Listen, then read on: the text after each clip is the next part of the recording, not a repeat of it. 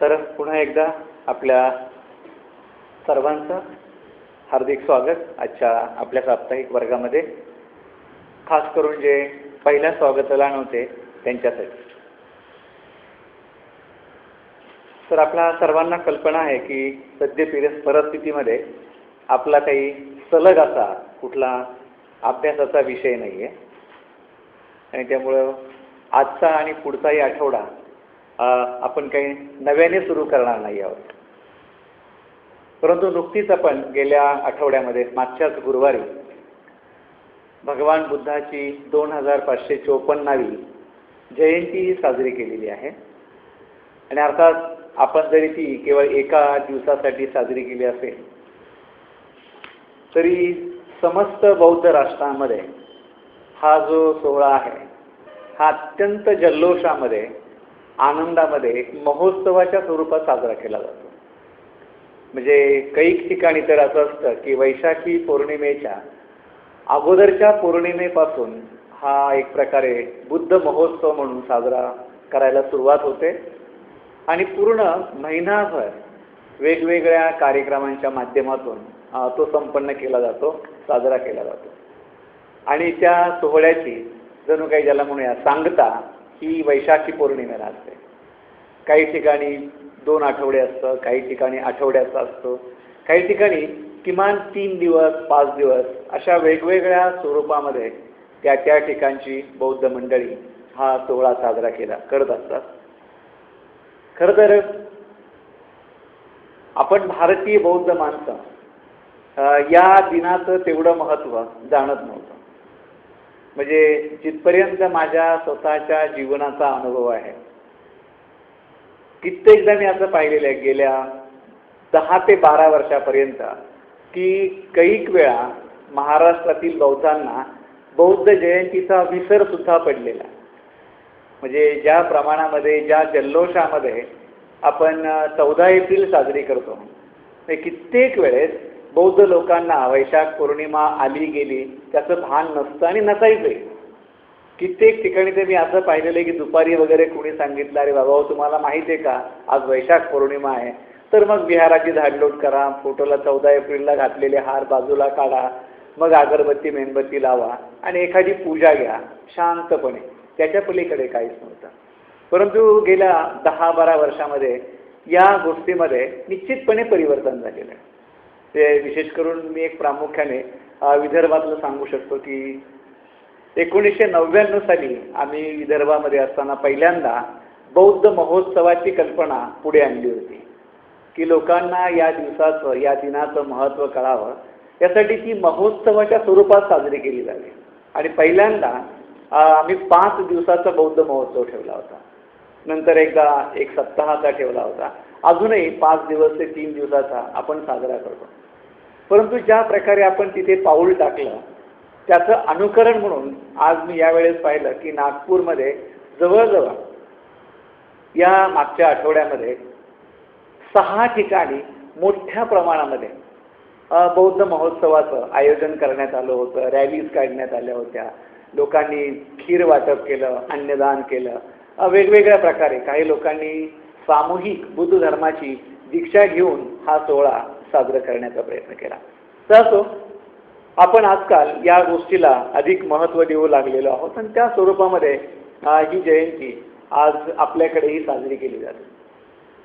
तसं मी सुरुवातीला सांगितलं, आजच्या आणि पुढच्या गुरुवारमध्ये आपण थोडं हेच पाहण्याचा प्रयत्न करणार आहोत की 2554 वर्षापूर्वी सिद्धार्थ गौतमाला ज्ञानप्राप्ती झाली किंवा जसं आपण म्हणतो की त्यांना संबोधी लाभली, बोधिसत्वला ते झाले, ते बुद्ध झाले, बोधिसत्व म्हणण्यापेक्षा. आणि त्यांच्या ह्या बुद्धत्व प्राप्तीचा, त्यांच्या बुद्ध होण्याचा किंवा त्यांना संबोधी प्राप्तीला जाण्याचा जो काही आपला आनंद आहे, जणू काही त्या दिवशी आपण त्यांच्याबद्दल जाणून घेऊन त्यांनी ज्या प्रकारे ही संबोधी प्राप्ती केली अगदी गुणग्राहकपणे त्याची प्रशंसा करून, त्याचं कौतुक करून, त्याचं पुण्यानुमोदन करून आपण हा दिवस साजरा करत असतो आणि वेगवेगळ्या प्रकारे आपण जाणून घेण्याचा प्रयत्न करू की खरोखरच सिद्धार्थ गौतमाचा जय किंवा भगवान बुद्धाचा जय, आपण ज्याला म्हणतो बुद्ध जयंती, जय म्हणजे विजय, विक्टरी ज्याला म्हणूया आपण इंग्रजीमध्ये. तर ज्या क्षणाला, ज्या दिवसाला सिद्धार्थ गौतम हे विजयी होऊन भगवान बुद्ध झाले, तो दिवस जगातील मानवतेसाठी एक अनन्यसाधारण असा तो दिवस होता. सिद्धार्थ गौतमाचं बुद्ध होणं हा जगातील मानवासाठी एक अत्यंत महत्त्वाचा आणि विशेष असा दिवस होता.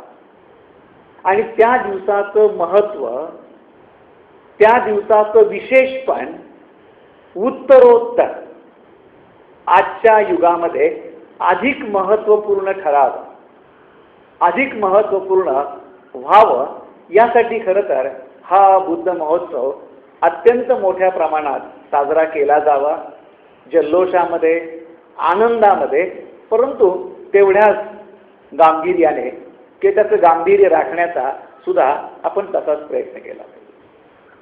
मग याचं एवढं महत्त्व असण्याचं नेमकं कारण काय? तर आपण एक सर्वात महत्त्वाची गोष्ट अशी पाहतो की सिद्धार्थ गौतमाचं बुद्धत्व प्राप्ती किंवा बुद्ध होणं हे समस्त मानवतेसाठी एवढं महत्त्वाचं का असावं, त्याला एवढं अनन्यसाधारण असं महत्त्व का दिलं जावं, किंबहुना आपण ते का द्यावं? तर सर्वात महत्त्वाची जी पहिली गोष्ट आपण पाहतो ती म्हणजे सिद्धार्थ गौतम हा तुमच्या आमच्यासारखा जीवशास्त्रीय दृष्ट्या जन्म घेतलेला आणि ज्याच्या जन्माला आत्तापर्यंत विश्वात कोणीही आव्हान दिलेलं नाही की भगवान बुद्ध होऊन गेले नाहीत, भगवान बुद्ध एक कथा आहे, भगवान बुद्ध एक चमत्कार आहे, भगवान बुद्ध एक दंतकथा आहे, असं कुठेच नाही आहे. तर सिद्धार्थ गौतम तुमच्या आमच्यासारखाच जीवशास्त्रीय जन्म घेतलेला एक मूल होतं, तुमच्या आमच्यासारखाच वाढला, तुमच्या आमच्यासारखाच संसार केला, परंतु वेगळेपणा हा होता की आयुष्याच्या ऐन उमेदीमध्ये वयाच्या 29व्या वर्षी या बहादराने ग्रहत्याग केला. तदनंतर 6 वर्ष तपश्चर्या केली आणि त्या तपश्चर्येची परिणिती म्हणून, त्या तपश्चर्येची फलश्रुती म्हणून आपण पाहतो की त्यांना बुद्धत्व लाभलं. म्हणून तुमच्या आमच्यासारखाच जन्म घेऊन, जन्माला येऊन एक माणूस स्वतःच्या जीवनामध्ये एक अलौकिक अवस्था प्राप्त करू शकतो, स्वतःच्या जीवनामध्ये सर्वोत्तम विकासाच्या अवस्थेला जाऊ शकतो. त्याचा हा विकास हा अखिल मानवतेसाठी एक दैदिप्यमान आदर्श आहे. म्हणून आजच्या युगातील माणसासाठी सुद्धा भगवान बुद्धाचं बुद्धत्व किंवा त्यांचं बुद्ध होणं हे एक मॉडेल आहे, एक आयडियल आहे, एक आदर्श आहे की विकासाची उंची एखादा माणूस स्वतःच्या प्रयत्नाने तो कुठपर्यंत गाठू शकतो. दुसऱ्या अर्थाने भगवान बुद्ध आजही तेवढेच महत्त्वाचे आहे की भगवान बुद्धाला किंवा सिद्धार्थ गौतमाला संबोधी लाभणं, बुद्धत्व लाभणं ही त्यांच्या जीवनातील अलौकिक अशी गोष्ट होती. ही त्यांच्या जीवनातील अलौकिक अशी सर्वोत्तम गोष्ट होती. जेव्हा एखाद्या माणसाला काहीतरी सर्वोत्तम गवसतं, काहीतरी अलौकिक गवसतं, कोणतं अलौकिक त्यांना लाभलं होतं? तर हे जग, हा संसार जो दुःख आणि दैन्यामध्ये होरपळत होता, त्या दुःखाचं कारण त्यांना गवसलं होतं आणि त्या दुःखातून बाहेर पडण्याचा मार्गही त्यांना सापडला होता. म्हणजे ज्या दोन गोष्टीमुळे समस्त जग, समस्त संसार एका गुढामध्ये अडकलेला होता. ते गूढ त्यांना उमगलेलं होतं. पण असं असताना सुद्धा या बहादराने मात्र एवढ्या अलौकिक प्राप्तीनंतर आपल्या जीवनाचं काय केलं? तर जर इथून तिथून आपण सिद्धार्थ गौतम भगवान बुद्धाच्या जीवनाचा इतिहास पाहिला तर आपल्याला असं दिसतं की ज्या माणसाला या विश्वामध्ये अलौकिक सत्य सापडलं त्या माणसाने मात्र सत्य सापडलेल्या दिवसापासून तर थेट आपल्या आयुष्याच्या अखेरच्या घटकेपर्यंत 45 वर्षाचं उभं आयुष्य केवळ लोककल्याणार्थ, केवळ लोकसेवेखातीर खर्च केले.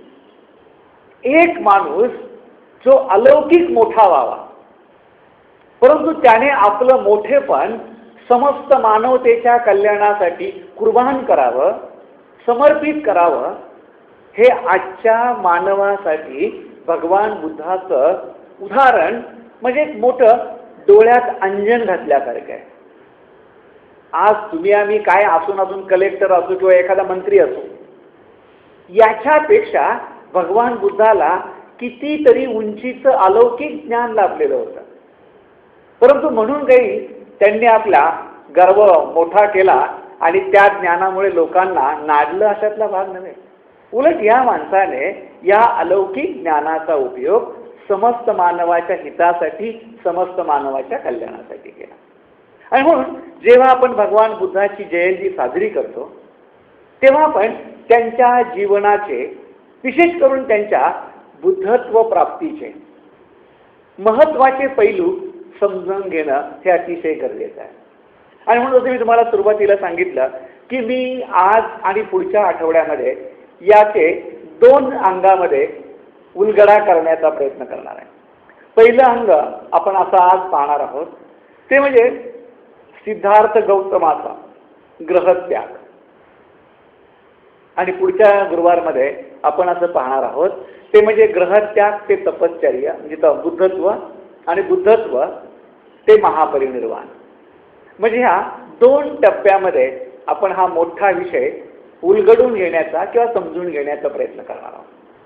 अर्थात तुम्हाला असं वाटेल की मग नेमकं खरं तर बुद्धत्व याच्यावरच आपण जोर का द्यावा नाही, का नेमका कोणत्या अर्थाने सिद्धार्थ गौतमाचा ग्रहत्याग हा महत्त्वाचा, त्याला आपण पाहिलं पाहिजे अशी आवश्यकता नेमकी का आहे, कशासाठी आपण ते केलं पाहिजे, का ते तपासून पाहायला पाहिजे. तर मी असं समजतो की भगवान बुद्धाचा ग्रहत्याग हा बुद्धत्वाचा एक महत्त्वाचा पैलू आहे. ग्रहत्यागाशिवाय आपण सिद्धार्थ गौतमाचं किंवा भगवान बुद्धाचं बुद्धत्व समजून घेऊच शकत नाही. आपल्याला सरळ असं दिसतं आहे की सिद्धार्थ गौतमाला ज्ञान प्राप्ती होणं हे दुसरं तिसरं काही नसून त्यांच्या ग्रहत्यागाचं ते फळ आहे. त्यांच्या ग्रहत्यागाची ती फलश्रुती आहे, त्यांच्या ग्रहत्यागाची ती परिपूर्ती आहे. जसं आपण पाहतो की प्रवास 1 मैलाचा असो, प्रवास 10 मैलाचा असो, अथवा प्रवास 1000 मैलाचा असो, त्या प्रवासाची सुरुवात ही एका पावलाने होत असते. प्रवासाला निघालेल्या माणसाने जर जमिनीवरचं पाऊल उचललंच नाही तर त्याच्या प्रवासाला आरंभच होणार नाही. आणि जोपर्यंत प्रवासाला सुरुवात होत नाही तोपर्यंत प्रवासाचं लक्ष्य साध्य होऊ शकत नाही. आणि म्हणून असं म्हणता येईल आपल्याला की सिद्धार्थ गौतमाची ज्ञान प्राप्ती किंवा बुद्धत्व हे जणू काही त्यांच्या प्रवासाचं अंतिम टप्पा होता. पण त्या संपूर्ण प्रवासाची सुरुवात ही ग्रहत्याग करून त्यांनी आपलं पहिलं पाऊल उचलून केलेली आहे. आणि म्हणून सिद्धार्थाचा ग्रहत्याग आणि त्याच्या ग्रहत्यागाचं ज्याला म्हणे विश्लेषण आपण समजून घेत नाही तोपर्यंत आपल्याला खऱ्या अर्थाने त्यांचं बुद्धत्व नीट पडताळून पाहता येणार नाही किंवा जाणता येणार नाही. मग आपण असं पाहण्याचा प्रयत्न करू की ही घटना एवढी महत्त्वाची कशी आहे किंवा काय. तर मला नेहमी असं वाटतं की सिद्धार्थ गौतमाचा ग्रहत्याग हा त्यांच्या जीवनातील एक अत्यंत महत्वाचा असा निर्णायक टप्पा आहे. आणि तो महत्वाचा आणि निर्णायक असला तरी तो अत्यंत एक त्यांचा धाडसी आणि पराक्रमी असा निर्णय आहे. आपण हे लक्षात घेण्याचा प्रयत्न करा, कारण बऱ्याचदा काही वेळेस चर्चेमध्ये, काही वेळेस सहज बोलण्यामध्ये लोक सिद्धार्थ गौतमाच्या ग्रहत्यागाला एक प्रकारे पळपुटेपणाचं गालबोट लावण्याचा प्रयत्न करतात. आखूड बुद्धीची माणसं अशी समजतात की सिद्धार्थ गौतम हा पत्नीला आणि मुलाचा सांभाळ करण्यास समर्थ नव्हता, किंवा जो प्रश्न निर्माण झाला होता, उद्भवला होता, त्याला तोडगा काढण्यास समर्थ नव्हता, म्हणून त्यांचा ग्रहत्याग हा त्यांचा पळपुटेपणा आहे. त्यांचा ग्रहत्याग हे जणू काही त्यांची एक निष्क्रिय कृती आहे, किंवा त्यांचा ग्रहत्याग म्हणजे जणू काही संसाराकडे पाठ फिरवणं आहे. हा सिद्धार्थ गौतमावरती केलेला बेलाशक अत्यंत चुकीचा आणि अत्यंत खोटारडा आरोप आहे. अहो एक विचार करा, स्वतःचं उदाहरण पडताळून पहा. सिद्धार्थ गौतम आणि आजचा समाज, आज आपण आपल्या संसारात आहोत, आपण आपल्या कुटुंबात आहोत. जगताना आपली धडपड कशासाठी आहे? सुखासाठी, समृद्धी, ऐश्वर्यासाठी. चांगलं घर असावं, त्यासाठी समृद्धी हवी, ऐश्वर्य हवं. घरामध्ये सुंदर पत्नी असावी, घराबाहेर एखादी 4 चाकाची गाडी उभी असावी, संसारामध्ये 2 लेकरं असावी, त्यांचं शिक्षण पूर्ण होण्यासाठी गडगंज पैसा असावा, समाजामध्ये नातेवाईकांमध्ये आपण उठून दिसण्यासाठी अंगावर 4-10 तोळे सोनं असावं. ही प्रत्येक माणसाची मनीषा असते. समाजामध्ये मला काहीतरी नावलौकिक असावं, पद असावं, प्रतिष्ठा असावी, सन्मान असावा. यासाठी आज तुम्ही आम्ही प्रत्येक माणूस लढतो, झगडतो, संघर्ष करतो आहोत. अहो या तर गोष्टी भगवान बुद्धाला जन्मजात प्राप्त होते. वैभव होतं, ऐश्वर्य होतं, संपत्ती होती, महाल होता, पत्नी होती, लेकरू होतं, गोंडस, सगळ्या सुखसोयी होत्या. ज्या गोष्टीसाठी आज तुम्ही आम्ही जीवाचं रान करतो त्या सगळ्या गोष्टी सिद्धार्थाला प्राप्त होत्या. आणि वयाचं 29 वर्ष म्हणजे खरं तर उमेदीचं वय, की ज्या वयात माणसाच्या खऱ्या जगण्याला आरंभ होतो. आणि अशा उमेदीच्या उंबरठ्यावरती असताना जो माणूस सगळी शक्ती एकवटून संसारामध्ये खर्च करतो, अशा उमेदीमध्ये त्या संसाराकडून पाठ फिरवून त्याग करणं, यासाठी त्या माणसाचं काळीज किती मोठं असेल. खऱ्या अर्थाने धाडसाशिवाय तो माणूस असं पाऊल उचलू शकत नाही. हिंमत लागते. आता मी कधी कधी आपली गंमत सांगत असतो ना, गुरुवारच्या वर्गाला जरी यायचं म्हटलं तरी आपल्याला लक्षात ठेवावं लागतं. पण तरी कधी कधी म्हणतो जाऊ दे रवा, आमरस केलेला आहे, लवकर जेवावं, येथेच खावं. दर गुरुवारीच मैत्रिणाचं कीर्तन ऐकतोय. आपल्याला 2 तास ग्रहत्याग करणं इम्पॉसिबल असतं.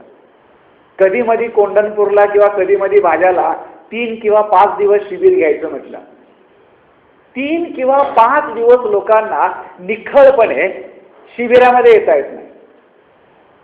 माणसांना आपण इथून शिबिरात कोंढणपूरला का नेतो? संसार विसरावा म्हणून. माणसांना आपण पुण्यातनं काढून भाज्याच्या जंगलात का नेतो? त्यांनी शहर विसरावं आणि घर विसरावं म्हणून. आजकाल तंत्रज्ञानाने कहरच केलेला आहे. माणसं मोबाईल घेऊन शिबिरात येतात. सांगितलं बंद करा, सायलेंटवर ठेवताय. ध्यान झालं की पहिला बायकोला फोन, शाबूत आहेस ना तू, घर जाग्यावर आहे ना, नाश्ता काय केला आहे, गोड शिरा, मी इकडे मटकी खातोय, इथे वनवास आहे 4 दिवस, पण आल्यावर चांगलं कर मला पण. अरे घर विसरण्यासाठी लेखा हो तुम्हाला शिबिरात आणलंय, परंतु तुमचं धड शिबिरात आहे, मन घरातच आहे की. 5 दिवस तरी कुटुंबाला विसरा, लेकरांना विसरा, बायकोला विसरा, न्याहारीला विसरा. तिथे जे काही असेल त्यालाच तुम्ही खा ना, अमृत समजून. मिळेल ते खा. ते खाल्ल्याने काही 5 दिवसामध्ये माणूस काही कृश होऊन परत येणार नाही. पण तिथे सकाळला फोन, दुपारला फोन, रात्री त्याला झोपण्यापूर्वी फोन. ठीकठाक आहे ना, आता मग मी बंद करून झोपतो. अरे आपण 5 दिवसाचा सुद्धा निखळ ग्रहत्याग करत नाही. कित्येकदा आम्ही लोकांना इथे सवय लावतो, आत आल्याबरोबर किंबहुना खाली जोडे काढले की तिथेच मोबाईल ऑफ करा, पण आपण तो सायलेंटवरच ठेवतो. आता मी लोकांना बऱ्याचदा गमतीने सांगतो, सायलेंटवर तेव्हाच ठेवा जर तुम्हाला खास भरवसा असेल की मला प्रतिभाताई पाटील फोन करतील किंवा मला मनमोहन सिंग फोन करतील आणि त्यांचा फोन घेतल्याशिवाय मला गत्यंतर नाही. आता जर तुम्हाला राष्ट्रपतीचा किंवा पंतप्रधानाचा फोन येणार नसेल तर ठेवा ना 2 तास बंद. असं समजा की आता मी इथे बुद्धासमोर बसलोय, जणू काही मी आता आम्रमणाचा झालेलो आहे. पण ध्यान संपलं की इथे आपण खिडकीच्या बाहेर जाऊन, आता ध्यान संपले, जरा चहाला सोडलंय म्हणून म्हटलं बोलून यावं, परत बंद करावं लागेल प्रवचन ऐकताना. इथे सुद्धा 2 तास अख्खं काळीच देत नाही आपण धर्मासाठी. विचार करा, आपल्याला एवढं स्वतःवर काम करता येत नाही. त्या भगवान बुद्धाने बुद्ध होण्या अगोदर सिद्धार्थ गौतम असताना कसा निर्णय घेतला असेल की जीवनामध्ये पाठ फिरवली ना मागं वळून बघायचंच नाही. आणि म्हणून मला असं वाटतं त्यांचा ग्रहत्याग ही त्यांच्या जीवनातील अत्यंत महत्वाची, अत्यंत निर्णायक आणि पराक्रमी अशी धाडसी कृती होती. तो पळपुटे नव्हता, पणा नव्हता, ती निष्क्रियता नव्हती, संसाराकडे पाठ फिरवण्याची भावना नव्हती. पण नेमकं होतं काय, तर जे प्रश्न मनात घर करून होते, जे प्रश्न गूढ म्हणून वाटत होते, त्या प्रश्नांचा शोध घेण्याची तीव्र इच्छा होती, तीव्र भावना होती की त्याचा शोध घेतल्याशिवाय मी थांबणारच नाही, त्याचा शोध घेतल्याशिवाय मी शांत बसणारच नाही. म्हणजे काहीतरी नव्याच्या शोधाची जी भगवान बुद्धाची तीव्र भाव, सिद्धार्थ गौतमाची तीव्र भावना होती, त्या भावनेनी त्यांना एवढं प्रेरित केलं होतं, एवढं उत्साहित केलं होतं की त्यांनी केलेला निर्णय, त्यांनी उचललेलं पाऊल यशोधरेकडे शेवटचं पाहताना, राहुलाकडे शेवटचं पाहताना त्यांची पावलं डळमळीत करू शकली नाही. कटाक्ष टाकला, एकदा शेवटचं पाहिलं आणि तो माणूस चालू लागला, बाहेर पडला तो पडला. कुठलीही गोष्ट त्यांच्या पायातील बळ कमी करू शकली नाही. एवढी त्यांनी ठरवलेल्या गोष्टीबद्दल त्यांची तीव्र भावना होती, तीव्र जिज्ञासा होती, नव्या शोधाचा त्यांना तेवढं आकर्षण होतं. आणि म्हणून सिद्धार्थ गौतम बाहेर पडले. आणि म्हणून सिद्धार्थ गौतमाच्या या ग्रहत्यागाला परंपरेनुसार बौद्ध इतिहासामध्ये महाभिनिष्क्रमण या शब्दाने उल्लेख केला जातो.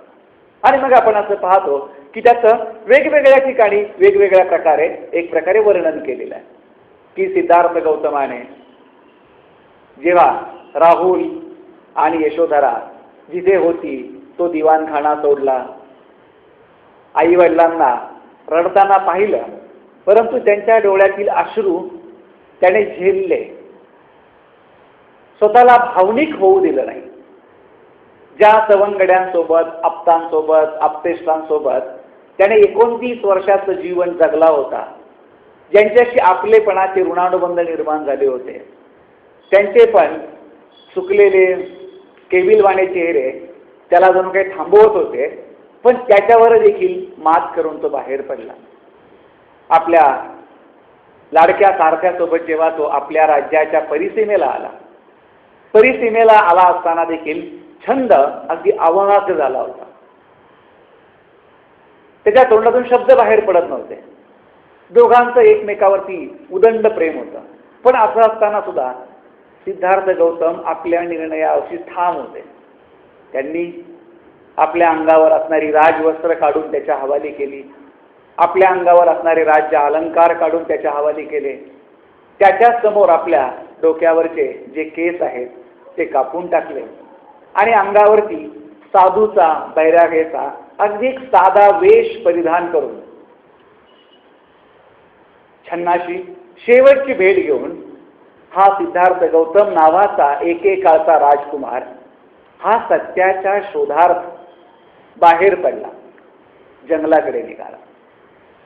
आता जरी हे वर्णन आपण सहज ऐकलेलं असेल किंवा सहज वाटलं असेल, तर या वर्णनामध्ये नेमक्या कुठल्या गोष्टी सांगितलेल्या आहेत, किंवा या गोष्टी आपल्यासाठी कशा प्रकारे बोधकारक आहेत त्या आपण थोडक्यात लक्षात घेण्याचा प्रयत्न करणार आहोत. तर पहिल्यांदा आपण पाहतो की एक प्रकारे सिद्धार्थ गौतमाने जेव्हा यशोधरा आणि राहुलाला पाहिलं, कटाक्ष टाकला आणि त्यांच्या जवळून तो बाहेर पडला, त्याच क्षणाला काही अंशी सिद्धार्थ गौतमाने स्वतःमध्ये असणाऱ्या आसक्तीवरती विजय मिळवला होता. आज आपण पाहतो की जेव्हा आपण वडिलकीची भूमिका करतो तेव्हा आपल्या मुलांमध्ये, आपल्या पत्नीमध्ये आपली किती आसक्ती असते. पत्नीचा रडवेला चेहरा पाहून आपण पुढे पाऊल नाही टाकू शकत. आपल्या मुलांचे सुकलेले चेहरे पाहून आपण स्वतःला पुढे नाही घेऊन जाऊ शकत. आणि तशाच प्रकारे हे असण्याचं कारण काय आहे, तर ती एक आसक्ती असते आणि पत्नी आणि मुलं हे आपल्या हृदयाला सगळ्यात जवळची असतात. म्हणून त्या ठिकाणी सिद्धार्थाने एक प्रकारे स्वतःच्या आसक्तीवरती कार्य केलेलं आहे. आपले रडवेले आई वडील, चेहरे चुकलेले आप्तेष्ट आणि मित्र यांना सोडून जेव्हा सिद्धार्थ बाहेर पडला तेव्हा सिद्धार्थाने तत्क्षणी, त्या क्षणाला स्वतःमध्ये असणाऱ्या मोहमायेच्या वरती कार्य केलेलं आहे. तिथून बाहेर पडल्यानंतर जेव्हा सिद्धार्थाने आपल्या राज्याची परिसीमा ओलांडली त्यावेळेस सिद्धार्थ गौतमाने स्वतःच्या महत्वाकांक्षेवरती कार्य केलेलं. आता महत्वाकांक्षेमध्ये काय काय येतं? महत्वाकांक्षेमध्ये येतं ते माणसाचं पद, त्या पदाच्या अनुषंगाने असणारी प्रतिष्ठा, त्या प्रतिष्ठेला धरून येणारा मानसन्मान, त्या मानसन्मानासोबत असणारी सत्ता लोलुपता, सत्तेचा हव्यास, सत्तेची शक्ती किंवा सत्तेची धुंदी, काही म्हणू शकतो आपण त्याला. सत्ता, समाजामध्ये असणारं प्रबळ स्थान, ह्या सगळ्या गोष्टी सिद्धार्थ गौतमाला राजकुमार म्हणून प्राप्त होत्या. परंतु असं असलं तरी सिद्धार्थ गौतमाने पद सोडलं, प्रतिष्ठा सोडली, त्याच्यासोबत असणारा मान सन्मान सोडला, आपली सत्ता सोडली आणि मग त्याने एक प्रकारे आपल्या अंगावरची राजवस्त्र, राज अलंकार, केस कापून जेव्हा साधूचा वेशात परिधान केला तेव्हा असं आपण पाहतो की सिद्धार्थ गौतमाने एक प्रकारे आपली जुनी ओळखच सोडली. काही क्षणापूर्वी एक अस्तित्वाने असणारा राजकुमार जेव्हा तो दुसऱ्या क्षणाला आपल्याला साधूच्या वेशात, साधूच्या पोशाखात दिसतो, त्या क्षणाला सिद्धार्थ गौतमाचं जुनं अस्तित्व संपलेलं होतं. सिद्धार्थ गौतमाची एक जुना राजकुमार म्हणून असणारी ओळख संपलेली होती. आणि त्या अर्थाने जेव्हा आपण पाहतो तर सिद्धार्थाची ही जुनी ओळख मिटवणं, जुनी ओळख संपवणं हा एक प्रकारे त्याचा नव्या शोधार्थ निघत असताना होणारा नवा जन्म आहे. कारण त्याने जुन्या सगळ्या गोष्टी आपल्या बाह्य दिसण्यातून काढून टाकल्या होत्या, कारण त्यापूर्वी त्याने त्यांना मनातून उपडून टाकल्या होत्या. आणि मग आपण असं पाहतो की हा सिद्धार्थ गौतम जो आहे हा पुढे सत्याच्या शोधार्थ निघाला. अर्थात सत्याच्या शोधार्थ निघाल्यानंतर त्याने काय काय संघर्ष केला आणि सत्य शोधलं आणि त्यानंतर तो काय जगला हे आपण पुढच्या आठवड्यात पाहणार आहोत. मग आता आपल्याला जे पाहायचं आहे की सिद्धार्थ गौतमाच्या जीवनातील ही जी ग्रहत्यागाची घटना आहे, ह्या ग्रहत्यागाच्या घटनेमधून तुम्हाला आम्हाला आज 2554व्या वर्षानंतर घेता येण्यासारखा कोणता बोध आहे, शिकता येण्यासारखा, अनुकरणीय असा कोणता आदर्श आहे, कोणत्या गोष्टी अशा आहेत की ज्या आपल्याला जखडून ठेवतात, कोणत्या गोष्टी अशा आहेत ज्या आपल्याला सहजगत्या बदलू देत नाहीत, किंवा कोणत्या गोष्टी अशा आहेत जे आपल्याला बदलाच्या प्रक्रियेपासून मागे खेचतात, एक प्रकारे आपल्या पायामध्ये त्या बेडीसारख्या, साखळदंडासारख्या येऊन बसतात. तर अशा 3-4 गोष्टी आपण आपल्या आजच्या या वर्गामधून पाहण्याचा आणि समजून घेण्याचा प्रयत्न करतो. तर सगळ्यात पहिली आणि अत्यंतिक महत्त्वाची जी गोष्ट सांगितलेली आहे एकंदरीत बौद्ध परंपरेमध्ये, ती म्हणजे विकासाच्या मार्गामध्ये. आता विकासाच्या मार्गामध्ये या शब्दाला नीट समजून घ्या. व्यक्ती म्हणून, एक व्यक्ती म्हणून विकास करू इच्छिणाऱ्या माणसाच्या मार्गामध्ये त्याचा परिवार किंवा त्याचा संसार हा पहिला आणि मोठा अडथळा आहे असं मानलं जातं. आणि ही गोष्ट आपण थोडक्यात समजून घेण्याचा प्रयत्न करत आहोत. आता जेव्हा मी असं म्हटलेलं आहे, बऱ्याच लोकांना असं वाटतं की आपला संसार हे एक आपलं हेल्दी रिलेशन आहे, सुदृढ असं नातं आहे. पती पत्नी, त्यांची 2 लेकरं, त्यांच्याशी निगडीत असणारी इतर माणसं, आपण संसार निर्माण केला पाहिजे, संसारात जगलं पाहिजे. मला याच्यातून अप्रत्यक्षपणे असं काही सुचवायचं नाही की पुढच्या आठवड्याला येताना ग्रहत्याग करण्याच्या विचाराने या, शिवर घेऊन या, मुंडन करू आणि जाताना सगळे भिक्षू आणि भिक्षुणी जाऊ. असं जर मी सांगितलं तर पुढच्या गुरुवारी विनोदपणे ते मला दिसणार नाही, मला एकट्यालाच बसावं लागेल. त्यामुळे संसार म्हणजे एवढी गोडवा देणारी गोष्ट आहे. आणि मैत्रिणात तुम्ही चक्क संसार सोडायला सांगताय, म्हणजे तुम्ही आमच्या जीवनावरच उठला. तर असो, संसार सोडणं किंवा ग्रहत्याग करणं याला शब्दशः घेण्याचा प्रयत्न करू नका. आपण आजच्या परिस्थितीतही ग्रहत्याग करू शकतो. आणि जोपर्यंत आपण आजच्या परिस्थितीत ग्रहत्याग करण्याच्या मानसिकतेत जाणार नाही, तोपर्यंत आजही आपण खऱ्या अर्थाने स्वतःच्या विकासाला कटिबद्ध होऊ शकत नाही किंवा स्वतःचा विकास तेवढ्या तत्परतेने करू शकत नाही. मग ग्रहत्याग करायचा म्हणजे काय करायचा? तर सर्वसाधारण भाषेत असं सांगितलं जातं की ग्रहत्याग करणं म्हणजे स्वतःच्या जीवनाची फेररचना करणं, पुनर्मांडणी करणं, reorganisation of our present lifestyle. आपली जी काही विद्यमान जगण्याची पद्धती, तरा आहे, तिला आपल्याला बदलवायची आहे. आता ती अशा अर्थाने की आज जर प्रत्येक माणसाला आपण विचारलं की तुमच्या जीवनाचं केंद्रस्थान काय आहे, तर आपण हेच सांगतो, माझी पत्नी आणि माझी मुलं, माझा पती आणि माझी मुलं, हम दो हमारे दो. याच्या पलीकडे जग असतं हे आजकालच्या पिढीला माहीतच नसतं. आणि त्यामुळे आपल्या जीवनाचं केंद्र म्हणजे आपली बायको आणि आपली 2 चिमणी पाखरं.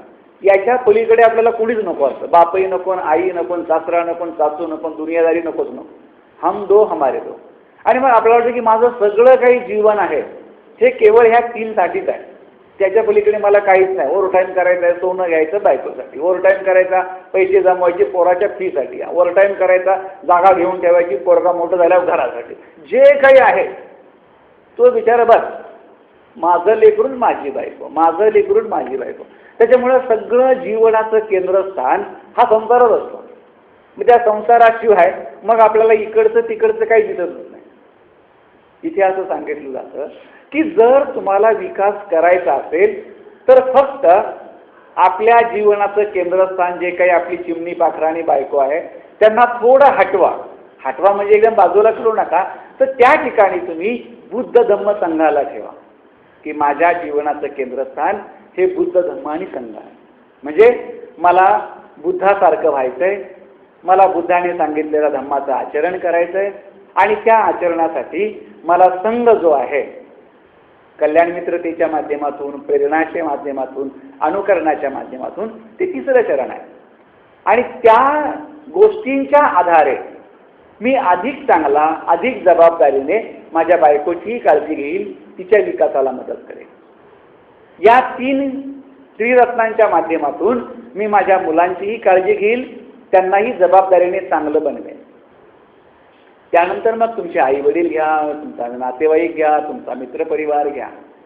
पण सर्वात महत्त्वाची गोष्ट आहे, जिथे आपण इमोशनली, भावनिकदृष्ट्या अधिक गुंतलेलो असतो आणि आपल्या सुखद आणि दुःखद भावना ज्या कुटुंबाशी निगडीत असतात त्या भावनांना आपण कुठेतरी डायव्हर्ट केलं पाहिजे, दुसरीकडे वळवण्याचा प्रयत्न केला पाहिजे.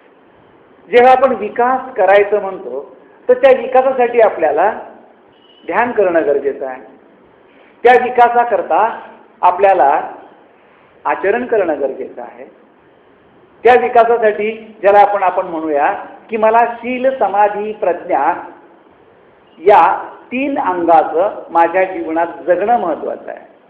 कारण जसं आपण पाहतो की बुद्धाने दुःख सांगितलंय, परंतु त्या दुःखातून बाहेर पडण्याचा मार्ग म्हणजे शील समाधी प्रज्ञा.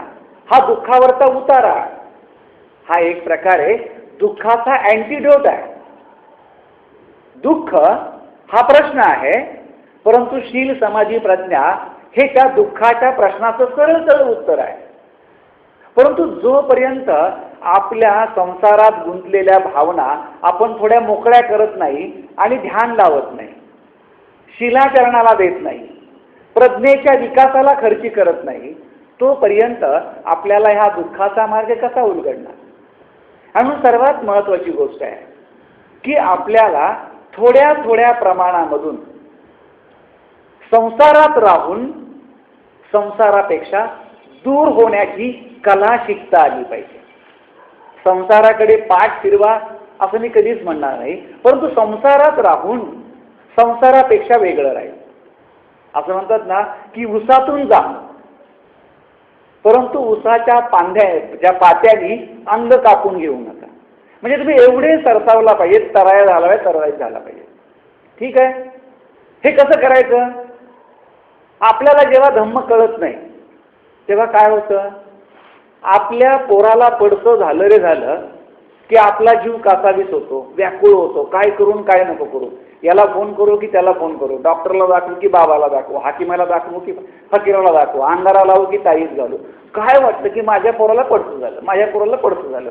माणूस अगदी कामातही लक्ष लागत नाही, 5-5 मिनिटाला बायकोला फोन करेल, कसं आहे, आणि ते लावला थर्मामीटर आणि टेम्परेचर चढतंय की उतरतंय, काढू का राजा, येऊ का मी, टेम्परेचर नीट वाचता येते का तुला. फिरत नसतं माणूस. आता बायको आहे, तिथं आई आहे, तुझं लांबून लांबूनच विचारतो, तिला कळतं ना टेम्परेचर ताप आहे की नाही आहे तिथे. पण विचार करावा, पडशाने तापाने तुमचे एकट्याच लेकरू आज पडले का आजारी.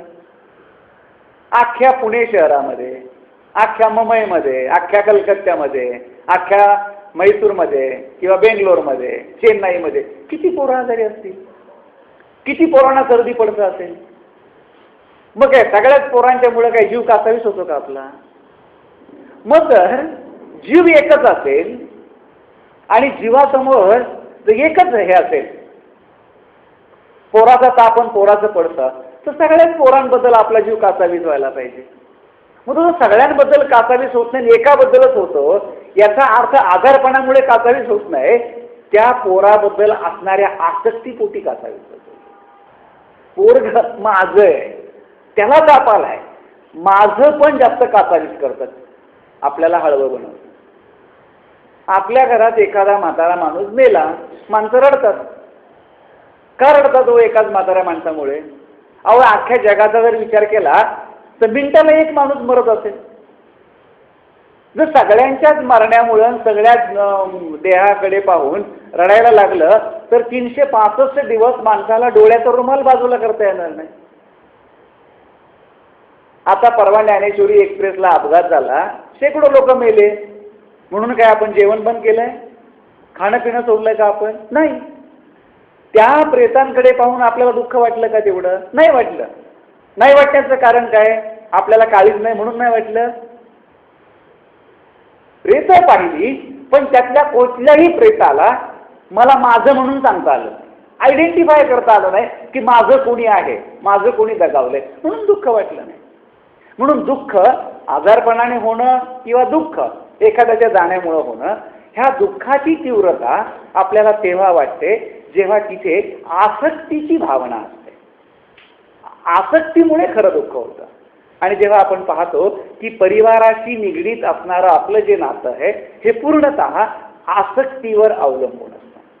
आणि म्हणून आपल्याला ही गोष्ट लक्षात आली पाहिजे, ही गोष्ट शिकता आली पाहिजे की आपल्याला विकासाच्या मार्गामध्ये हे पहिलं पाऊल आहे, आपल्या जीवनाची फेररचना करणं, आपल्या जीवनाला बदलवण्याचा प्रयत्न करणं. दुसरी जी गोष्ट आहे ती गोष्ट म्हणजे आपण पाहणार आहोत मानवी महत्त्वाकांक्षा. आणि मानवी महत्त्वाकांक्षेमध्ये येणाऱ्या ज्या ज्या गोष्टी आहेत त्या गोष्टी आपल्याला विकासापासून कसं थांबवतात किंवा विकासापासून आपल्याला कसं मागे ओढतात. तर मानवी महत्त्वाकांक्षेमध्ये येणाऱ्या ज्या मागाची यादी सांगितली त्याच गोष्टी आहेत.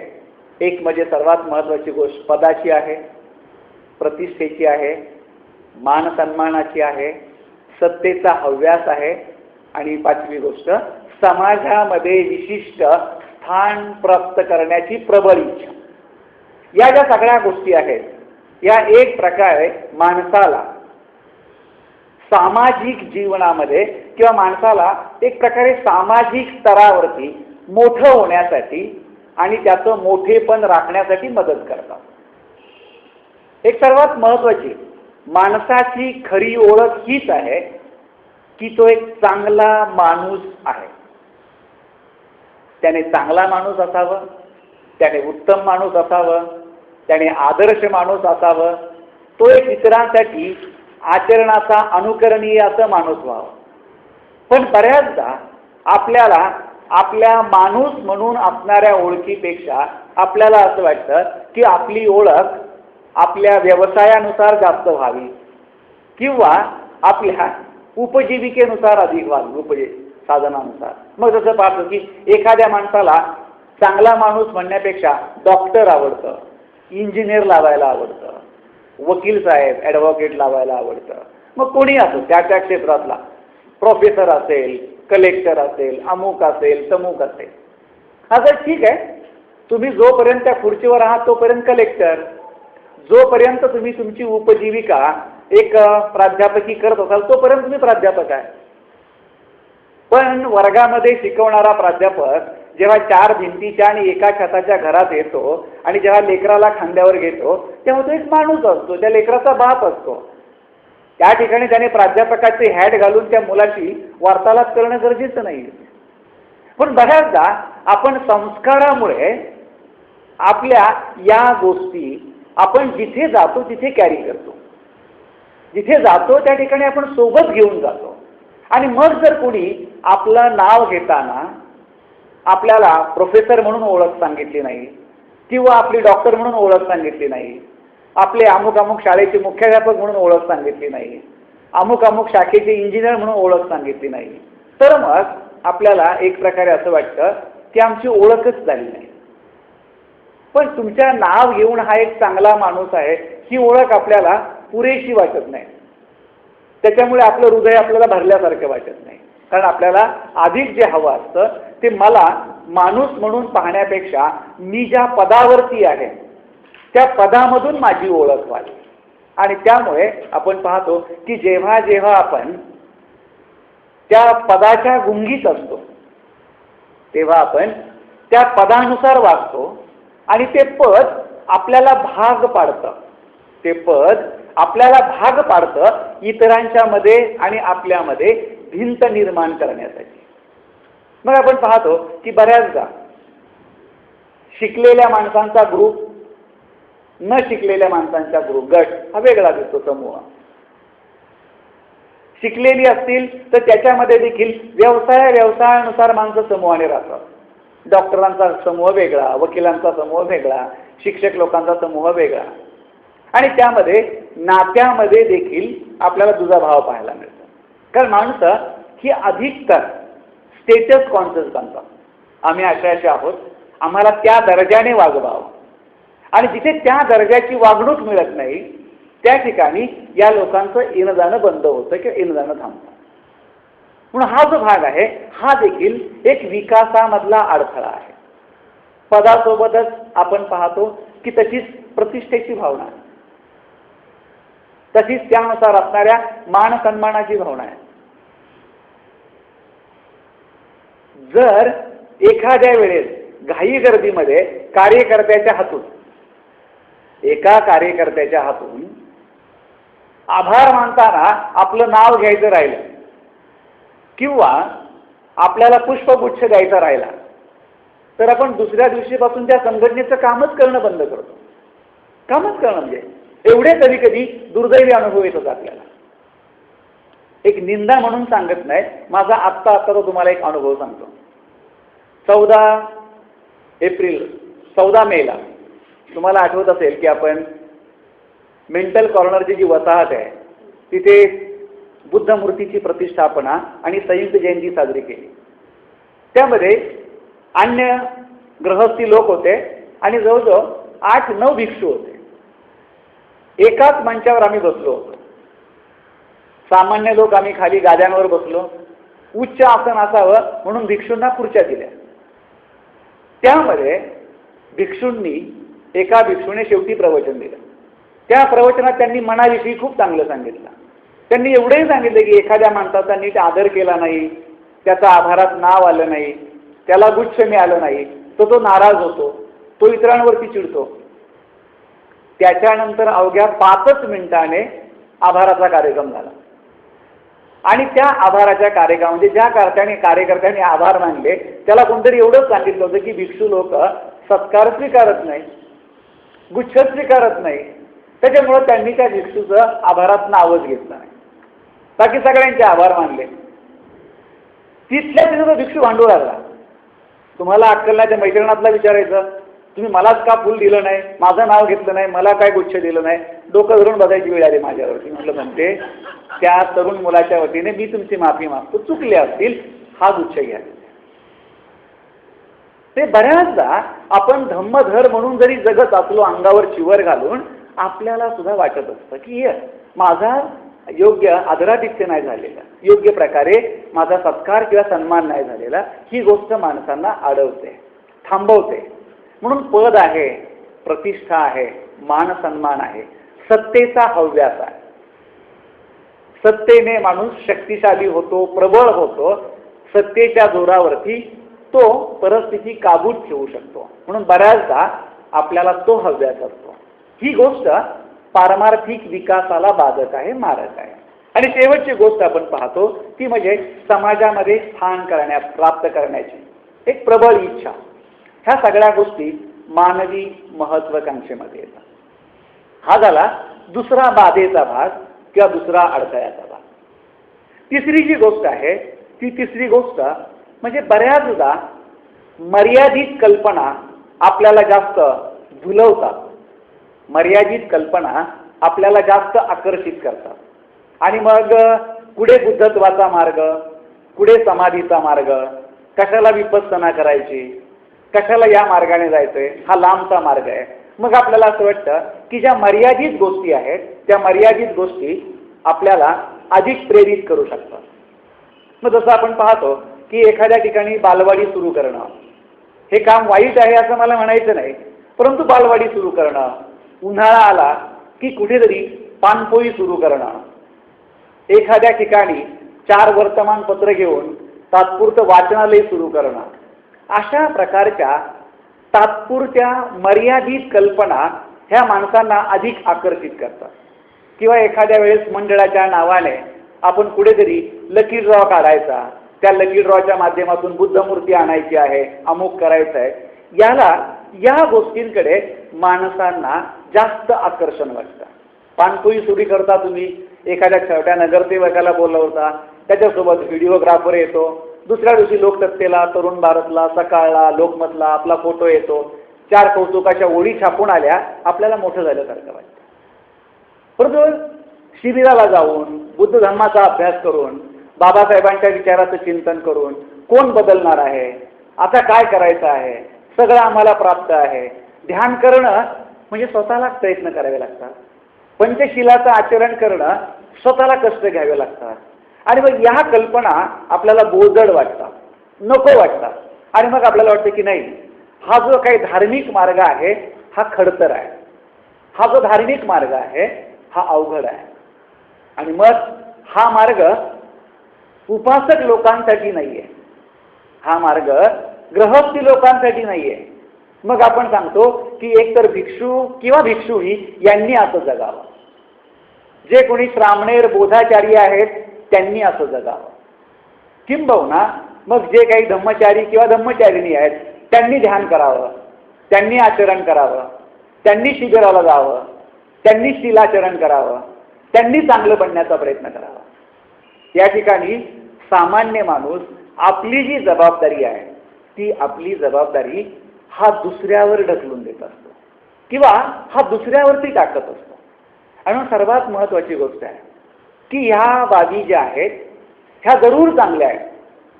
समाजसेवा आपण केली पाहिजे, परंतु समाजसेवा ही खऱ्या अर्थाने बुद्ध धम्माच्या आचरणानुसार जर केली तर ती एक सर्वोत्तम आणि चांगली आणि डोळस समाजसेवा होऊ शकते, जिच्यामध्ये कुठल्याही प्रकारची व्यावसायिकता असणार नाही. तर एक सर्वसाधारण आपण उदाहरण पाहतो. ज्या विषयाला आपण सुरुवात केली, खरं तर त्या विषयातून बोध म्हणून आपण ह्या गोष्टी पाहतो आहोत. परंतु भगवान गौतम बुद्ध हे 2554 वर्षापूर्वी होऊन गेले. भगवान बुद्धाचं जे बुद्धत्व आहे किंवा जी ज्ञानप्राप्ती आहे ही त्यांच्या जीवनातील दैदिप्यमान आणि अलौकिक अशी घटना की ज्यांना दुःखाचं कारण कळालं आणि ज्यांना दुःखातून बाहेर पडण्याचा मार्ग सुद्धा उमगला, ज्यांना अलौकिक प्रज्ञा प्राप्त झाली आणि ज्या प्रज्ञेमुळे त्यांना जगातील समस्त समस्यांचा उलगडा झाला. त्या भगवान बुद्धाचं जीवन हे आपल्याला कसं पाहायला मिळतं? भगवान बुद्धाने बुद्धत्व प्राप्तीपासून महापरिनिर्वाणापर्यंत 45 वर्ष अखंड लोकसेवा केली, अखंड लोककल्याणार्थ काम केलं. अरे एवढा मोठा समाजसेवेचा आदर्श जगात पुढे दाखवावा. मी कर्वे इन्स्टिट्यूट झालं किंवा टीसच्या मुलांना नेहमी सांगतो, अरे भगवान बुद्ध हे सोशल वर्कचं, मास्टर ऑफ सोशल वर्कचं एक सर्वात मोठं मॉडेल आहे, ज्यांनी काही केलं नव्हतं. पण भगवान बुद्धाने कशामुळे केलं?